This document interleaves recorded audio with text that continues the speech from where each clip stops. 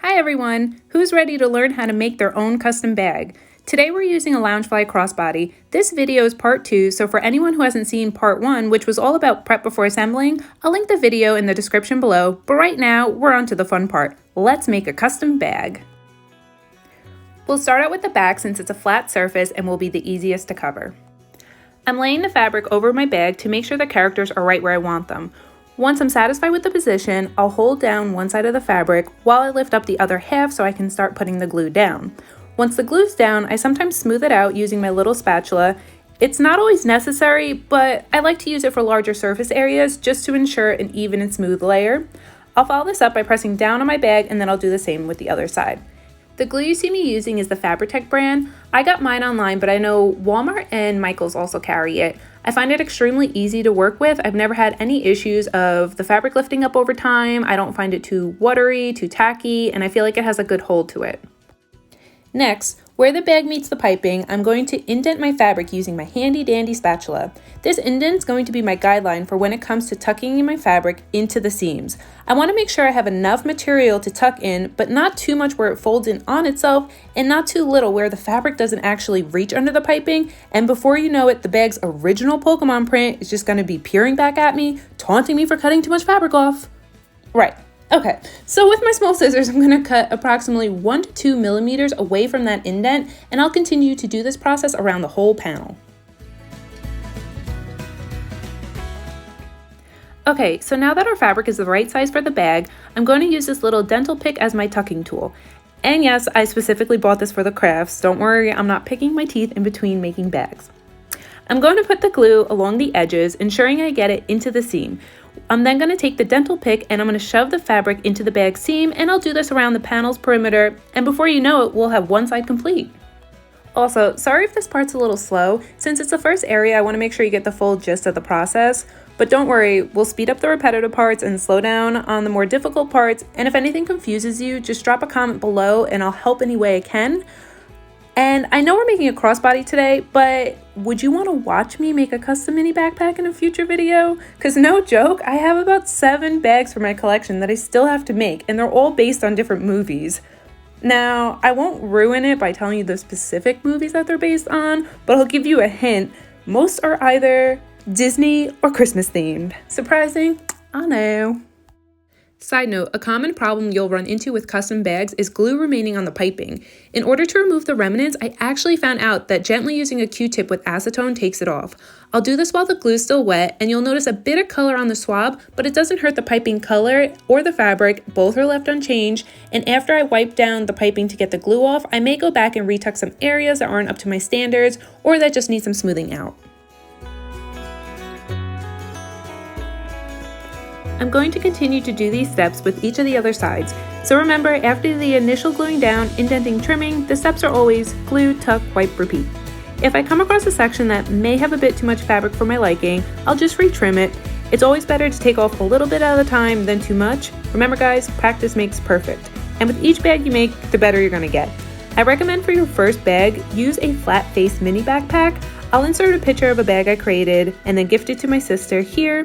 This was the first style bag I ever used, and it really is a great beginner's bag. I actually found it easier than creating this crossbody. So I'm basically done with this side of the bag. I'm just doing one final wipe down, and with that being said, this side's now complete. And like I promised, we are zipping through the repetitive parts because, well, they're boring. But wait!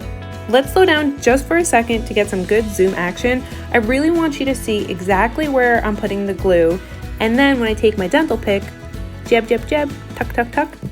Isn't this part so satisfying for some reason, or is it just me? I don't know why, it's so entertaining to me.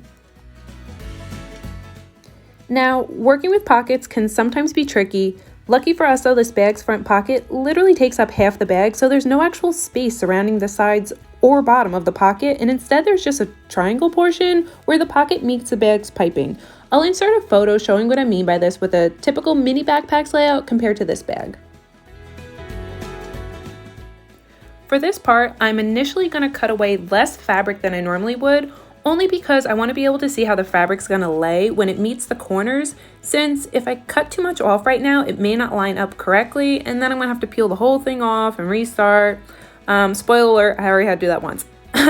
Okay, so my advice to you is work slow and cautiously on this section. And so with this part, there's no true seam for me to tuck the fabric into, so I actually had to cut closer to my spatula's indentation than I typically would, and I just had to keep pressing the fabric down into the glue at the closest point to where the two sections meet, and it worked perfectly fine.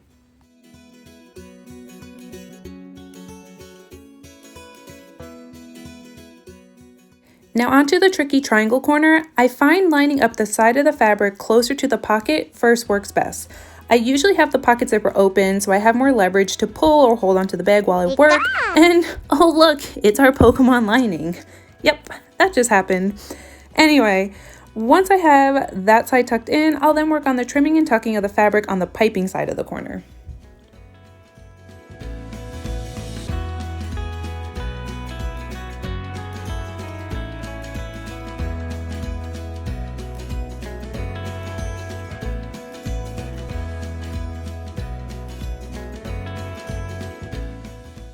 So when it comes to areas where you have a zipper with a seam like this, it's still the same idea. We're going to put glue under the vinyl where the edge meets the zipper's fabric. Just be careful not to put so much glue that it ends up on the zipper itself, or you'll definitely have difficulty closing and opening up your bag. From there though, we're going to just tuck our fabric in an underneath and up motion so the fabric sticks to the under part of the vinyl. Something I noticed that's different with this bag is the way the two sides meet up at the bottom. Normally with mini backpacks, the sides are separate from the bottom and the bottom is just one flat rectangle section, but here the two sides meet in the middle of the seam. So sticking to the nature of this bag, I'm going to follow its pattern and have my fabric pieces also meet up here. Not a crazy notation, but still needed to be mentioned. This part's pretty straightforward. There's a seam where the side panel meets both the strap of the bag and the top of the panels, and this is where we're going to be tucking our fabric into like so.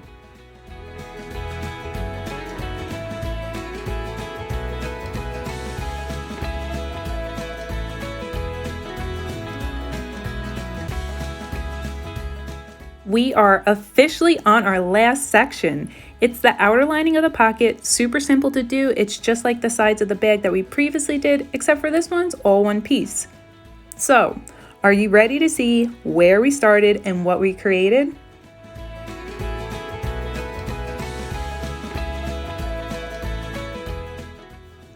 Here it is. I'm super happy with the way it came out, and I'm definitely going to be using this the next holiday season. Alright, so that's it for my video today.